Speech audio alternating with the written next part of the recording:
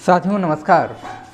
मैं आप लोगों को जो इतिहास में आप लोग पढ़ रहे थे, पाषाण काल के बारे में आपने पढ़ा, पूरा पाषाण काल, मध्य पाषाण काल और नव पाषाण काल के बारे में आप जाने कि वहाँ पर किस प्रकार की संस्कृति थी, कैसे लोगों का रहन सहन था और किस प्रकार से कला के क्षेत्र में विकास हुआ और किस प्रकार से उनके अपने क्षेत्र में विकास हुआ, यानी कि खाद्य संग्रहण के साथ साथ वो किन तकनीकों का इस्तेमाल करने लगे धीरे धीरे करके। और हड़प्पा सभ्यता के बारे में आप लोग जाने, विस्तार से जाना कि किस प्रकार की वहाँ नगर पद्धति थी। और जिन लोगों ने प्रीवियस लेक्चर नहीं देखा है वो जा सकते हैं और प्लेलिस्ट में और रिसेंट जो NCERT अपलोड वीडियो हैं वो देख सकते हैं। और आज का लेक्चर जो होने वाला है उसमें 7 में ऑब्जेक्टिव क्वेश्चंस आपसे फाइंड अप होते होते लेक्चर से कुछ ऑब्जेक्टिव क्वेश्चन पूछे जाएंगे जो एग्ज़ाम के लिए बेहद इम्पॉर्टेंट है। और जो चर्चा करूँगा आज की चर्चा है कि वैदिक काल की, जो वैदिक काल में पूर्व से लेकर के मध्य वैदिक काल तक, यानी कि उत्तर वैदिक काल तक जो भी परिवर्तन आए, यानी कि जो आर्थिक दशा रही, उसके बारे में विस्तार से चर्चा होगी। साथियों आज जो बातें हैं, जो पिन पॉइंट हैं, वो उम्मीद करता हूँ आप डायरी और पेन लेकर के बैठे होंगे और जो पिन पॉइंट बताए जा रहे हैं उनको ज़रूर नोट करें। और ये आपके एग्ज़ाम के लिए बेहद इम्पॉर्टेंट होंगे, लेखन शैली में भी काफ़ी ज़्यादा महत्वपूर्ण होंगे। तो कोशिश हमारी यही रहती है कि आप तक कुछ ऐसे पॉइंट पहुंचाए जाएं, कुछ ऐसे महत्वपूर्ण चीज़ें बताई जाएं जो एग्ज़ाम के लिए बेहद और बेहद इम्पोर्टेंट हों। साथियों वैदिक काल की बात करें तो लगभग 1500 ईसा पूर्व से लेकर के 600 ईसा पूर्व के मध्य शुरू होता है वैदिक काल। वैदिक काल, वैदिक काल, वैदिक काल 1500 ईसा पूर्व से लेकर के 1500 BC से लेकर के 600 BC तक जाना जाता है। अगर इसकी बात करें, वैदिक काल शुरुआत की बात करें तो ये कबीलेयाई पद्धति के थे आर्य लोग, और ये पहले पशुचारक थे। धीरे धीरे पशुचारक के साथ साथ धीरे धीरे ये कृषि की अवस्था तक पहुँचते हैं, यानी कि ये धीरे धीरे इनके जीवन में स्थायित्व आता है। और जब स्थायित्व आता है तो धीरे धीरे बसने लगते हैं, घर बनाने लगते हैं और धीरे धीरे करके खेती की ओर इनका रुझान बढ़ता है। तो जब धीरे धीरे कृषक के रूप में ढलते हैं तो कुछ तकनीकियाँ भी आती हैं और इनकी अर्थव्यवस्था जो थी पहले पशुचारक अर्थव्यवस्था थी और धीरे धीरे करके निर्वाह मूलक अर्थव्यवस्था या कृषि अर्थव्यवस्था में परिवर्तित हो जाती है। और देखने को मिलता है कि अगर इनके कालखंडों को बांटें तो 1500 BC से लेकर के 600 BC तक वैदिक काल जाना जाता है, जिनको हम 2 खंडों में बांट सकते हैं। जैसे कि जो प्रथम ऋग्वैदिक काल का जो पीरियड है, एक ऋग्वैदिक काल, और दूसरा जो ऋग्वैदिक काल की अर्थव्यवस्था और दूसरी अर्थव्यवस्था उत्तर वैदिक काल की। तो पहली अर्थव्यवस्था आप डालेंगे, पहली अर्थव्यवस्था ऋग्वैदिक काल, ऋग्वैदिक काल, ऋग्वैदिक काल। ऋग्वैदिक काल का प्रारंभ 1500 BC से लेकर के 1000 BC के आसपास जाना जाता है। इसकी अर्थव्यवस्था के बारे में हम पहले जानकारी करेंगे, यानी कि इसकी अर्थव्यवस्था में ऋग्वैदिक काल के समय अर्थव्यवस्था कैसी रही होगी। जब ये धीरे धीरे पशुचारक से कृषि की ओर ढल रहे थे, कृषक बन रहे थे, तब इनकी अर्थव्यवस्था कैसी थी, तब इनका व्यापार कैसा चलता था, इसके बारे में जानने की कोशिश करेंगे। तो पहला ये कालखंड है, प्रथम कालखंड, पहला कालखंड अगर हम बात करें तो ऋग्वैदिक काल, इसकी अर्थव्यवस्था। और फिर दूसरा कालखंड अगर जाने तो दूसरा कालखंड है उत्तर वैदिक काल। कौन सा? उत्तर वैदिक काल। उत्तर वैदिक काल 1000 BC से लेकर के बिफोर क्राइस्ट से लेकर के 600 BC, यानी कि 600 ईसा पूर्व, 600 ईसा पूर्व ये जो है इसकी अर्थव्यवस्था थोड़ी सी इनमें परिवर्तन आता है। ये जो कालखंड आपको बताए जा रहे हैं, इन कालखंडों में थोड़ा बहुत परिवर्तन आता है इनकी अर्थव्यवस्था में और इनके व्यापार में। तो जो बात करने वाले हैं, अच्छा कुछ नाम इसके साथ आप जान लें। प्राचीन इतिहास के समय, जब उस समय ऋग्वेदिक काल के समय जो यूज होते थे, जैसे कि एक शब्द आता है कृषि। कृषि के क्षेत्र में कृषि योग्य भूमि के लिए हम यूज करते थे उर्वरा या क्षेत्र। कौन सा? उर्वरा या क्षेत्र।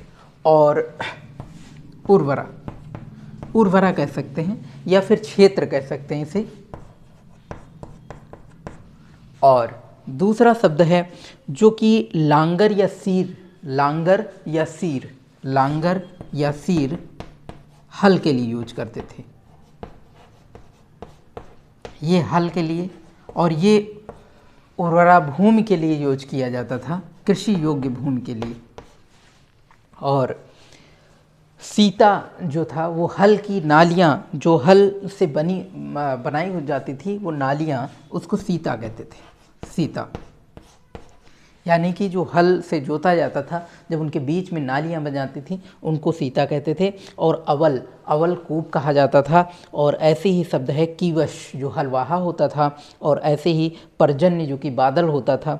और ऐसे ही कुसीद, जो कि ऋण लेने वाली प्रथा। और अनस, जो कि बैलगाड़ी। तो ये कुछ शब्द हैं जो यूज किए जाते थे उस समय। तो साथियों, उस समय की अर्थव्यवस्था, जब ऋग्वैदिक काल की बात करते हैं, ऋग्वैदिक काल के समय जो अर्थव्यवस्था रही होगी, वो अर्थव्यवस्था लगभग पशुपालन से रिलेटेड थी। और उस समय ऋग्वैदिक काल में गाय जो है पवित्र पशु माना जाता था। तो ऋग्वैदिक काल की बात करें तो उस समय गाय को पशु माना जाता था और उसके लिए कुछ शब्द यूज होते थे, जैसे कि हम देखते हैं राजा के लिए गोप का यूज होता था, गोप। और समय के लिए गोधूलि।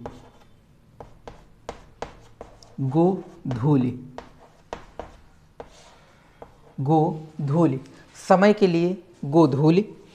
और ऐसे ही माप के लिए गौयतु।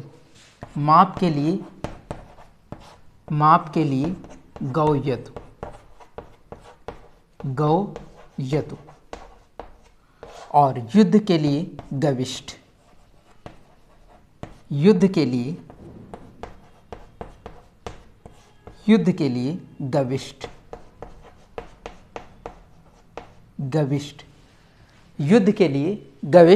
और माप के लिए गौयतु। और गाय को अष्टकर्णी भी कहा जाता था। तो ये इस प्रकार से, जाहिर सी बात है, इसलिए ये जो शब्द हैं गाय के लिए यूज होते थे। और ये इन सब राजा के लिए भी गोप का यूज किया जाता था, समय के लिए गोधूल का यूज किया जाता था, माप के लिए गौयतु का यूज किया जाता था, युद्ध के लिए गविष्ठ का यूज किया जाता था। तो गाय के जो भी शब्द यूज किए जाते थे, गाय को संकेत देते हुए, गाय को पवित्र पशु माना जाता था।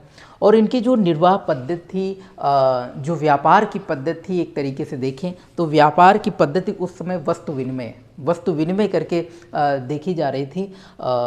वस्तु विनिमय जो होता था, मतलब एक वस्तु से दूसरी वस्तु का आदान प्रदान करके जो है व्यापार होता था। धीरे धीरे करके गाय का भी विनिमय किया जाने लगा। और हम देखते हैं उस समय दो शब्द बहुत प्रचलित थे, एक तो था निष्क और दूसरा था सतनाम।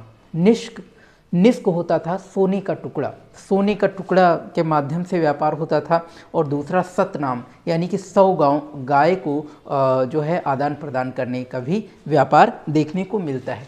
तो दो शब्द बहुत ज़्यादा यूज होते थे, पहला है निष्क और दूसरा सतनाम। सतनाम यानी कि 100 गायों का व्यापार, शतनाम। दूसरा शब्द है सतनाम। और देखने को मिलता है कि गाय बेहद महत्वपूर्ण पशु था, उसके साथ साथ घोड़ा भी बहुत उपयोगी था उनके लिए, तो घोड़ा भी पशु देखने को मिलता है। और बहुत सारे पशु जो कि पशुपालन के रूप में थे, जैसे कि देखने को मिलता है कुछ पशु जैसे गाय, बैल, भैंस, बकरी, इस प्रकार के जानवर भी उस समय देखने को मिलते हैं। लेकिन जो प्राथमिक रूप से इनका जो पेशा था वो पशुपालन ही था। और द्वितीय पेशा धीरे धीरे करके कृषि आ जाता है, कृषि के क्षेत्र में।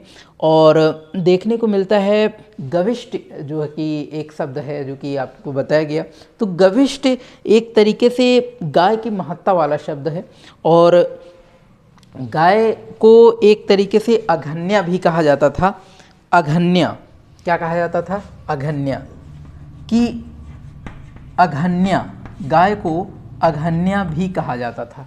अघन्या एक तरीके से गाय को महत्व देने वाला शब्द है। और गाय को अघन्या इसलिए कहा जाता था तो क्योंकि हम ये भी कह सकते हैं कि ना मारा जाने वाला पशु, ना मारा जाने वाला पशु कौन सा? गाय।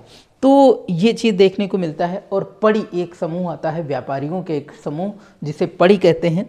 और पड़ी नामक गैर आर्य होते थे जो कि ये गायों की चोरी करने के लिए भी कुख्यात माने जाते थे। तो ये जो है कौन से? पड़ी। और ये व्यापारी भी थे, तो पड़ी शब्द देखने को मिलता है उस समय। और जैसे कि बताया जा रहा है कि अगर ऋग्वेद की चर्चा करें ऋग्वेदिक काल में, तो हम देखते हैं कि 1028 श्लोकों में करीब 24 श्लोक ऐसे हैं जिसमें कृषि का वर्णन किया गया। इस प्रकार से देखने को मिलता है कि जो 24 श्लोक हैं उसमें कृषि का महत्व बताया गया है। तो धीरे धीरे ये पता चलता है कि ऋग्वेदिक काल में कृषि का महत्व दिया जाने लगा। और धीरे धीरे करके उनकी जो अर्थव्यवस्था है वो कृषि में ढलने लगी। तो ये सारी चीज़ें हैं। और जैसे कि सोना के लिए एक शब्द हिरण्य भी यूज किया जाता था। कौन सा शब्द? हिरण्य। हिरण्य जो है सोने के लिए भी यूज किया जाता था। सोना जो कि एक धातु, सोना जिसके लिए हिरण्य का यूज किया जाता था। तो इस प्रकार से देखने को मिलता है। एक शब्द धान के लिए, जो कृषि के लिए 3 शब्द बहुत महत्वपूर्ण थे। एक तो धान्य, दूसरा संपत्ति, संपत्ति भी देखने को मिलता है, संपत्ति और धान्य। और दूसरा एक उर्दर शब्द, उर्दर शब्द देखने को मिलता है। तो और कपास, जो कि हम देखते हैं कि ऋग्वेदिक काल में ये बहुत बड़ी चीज़ है कि कपास जो है देखने को नहीं मिलती। कपास की खेती जो है, तो कपास देखने को नहीं मिलता है। हालांकि सिंधु सभ्यता में हम देखते हैं कपास ज़्यादा मात्रा में जानकारी थी उन्हें और कपास की खेती करते थे, लेकिन जो है इसमें कपास नहीं मिलता है, तो कपास की खेती नहीं दिखाई पड़ती है। और दूसरी चीज़, यहाँ पर कोई नगर के नियोजन भी नहीं मिलता है, नगर नियोजन प्रणाली ऐसी देखने को नहीं मिलती है, नगर की चर्चा नहीं मिलती है। एक तरीके से इनकी ग्रामीण अर्थव्यवस्था थी, ये कबीलाई पद्धति के थे, तो इनकी कृषि देखने को मिलती है। इस प्रकार से हम कह सकते हैं कि यहाँ पर जो ऋग्वैदिक काल की अर्थव्यवस्था है एक ग्रामीण अर्थव्यवस्था है, ना कि नगरीय सभ्यता हम नहीं कह सकते, नगर के अर्थव्यवस्था नहीं कह सकते। तो इस प्रकार से जो है प्रारंभिक उत्तर काल में देखने को मिलता है। और जब हम उत्तर वैदिक काल की अर्थव्यवस्था को देखते हैं तो थोड़ा सा परिवर्तन आता है। और ये उत्तर वैदिक काल जो कि 1000 BC से लेकर के 600 BC तक की बात हम करेंगे उत्तर वैदिक काल की। तो उत्तर वैदिक काल, उत्तर वैदिक काल, और ये कब? 1000 BC से लेकर के 600 BC तक। हमने देखा कि जो ऋग्वैदिक काल है, प्रारंभिक वैदिक काल का प्रारंभिक अवस्था जो कि 1500 BC से 600 BC तक, और फिर हम देखते हैं कि उत्तर वैदिक काल जो कि 1000 BC से 600 BC तक, जिसमें कुछ परिवर्तन देखने को मिलता है।